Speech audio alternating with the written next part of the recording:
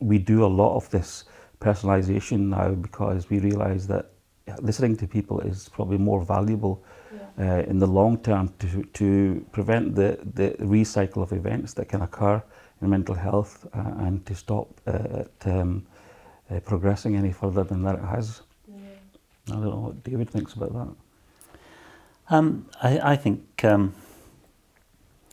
I think there's a natural fit between personalisation and what mental health services should be about.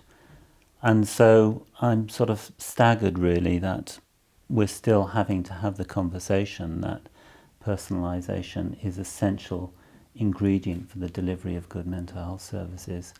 And yet I think we do still need to have that debate because day in, day out, you see examples of where the service depersonalises people and treats people in a way that is just undermines their recovery and their mental well-being. And so I think it's just hugely exciting that actually personalisation within mental health services is now part of a must-do, a national agenda.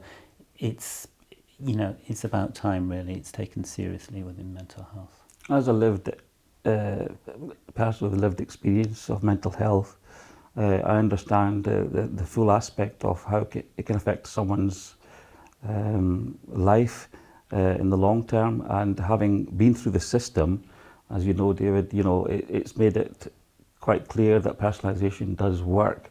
It's worked for me, it's worked for hundreds of people that have gone through the college, and so it's something that needs to be pressed on much deeper than it is or has been before, and I'm sure that in the future days to come that it'll progress.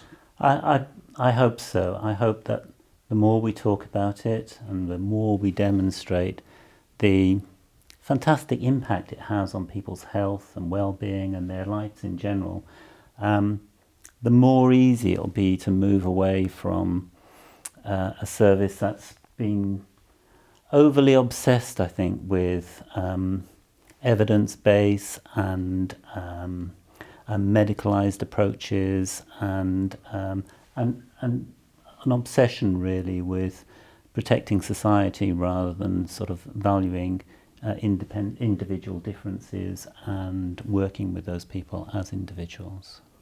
And it's not just with mental health actually, it's now becoming important within the physical health side of the environment because of a recent merger in Gloucester between the Gloucester Care Services and Together Trust. There's an alliance now between us two so that we understand that personalisation care is vitally important to both sectors, and that talking to each other, communicating that fully to our staff is of vital importance. I think that's so right really, and so often services, they see the mental illness and they don't see the person and they don't see the person's wider needs and their sort of broader sort of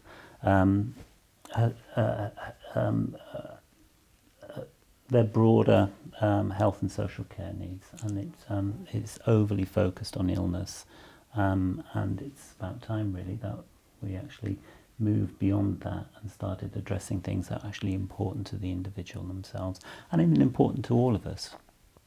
Personally, I feel quite privileged that I've been asked to join the team with the NHS England and the integration that it's created has helped me immensely with my own recovery, and I think that personalisation will actually help even further with other people who are going through mental health.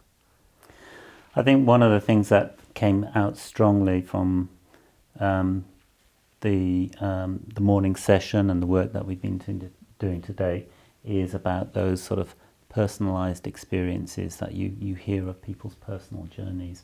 And I think one of the great things of having you on board with the project in Gloucester, Bill, is that you actually help us remember that that's of importance and significance. And one of the things that stuck with me is the resilience of Becky taking this challenge on with the 100,000 and achieving the goal. It's so inspirational. It really does give you the sense of achievement and, you know, wanting to go further and Yeah. achieve something yourself. Yeah. So it's focusing on that now in the future.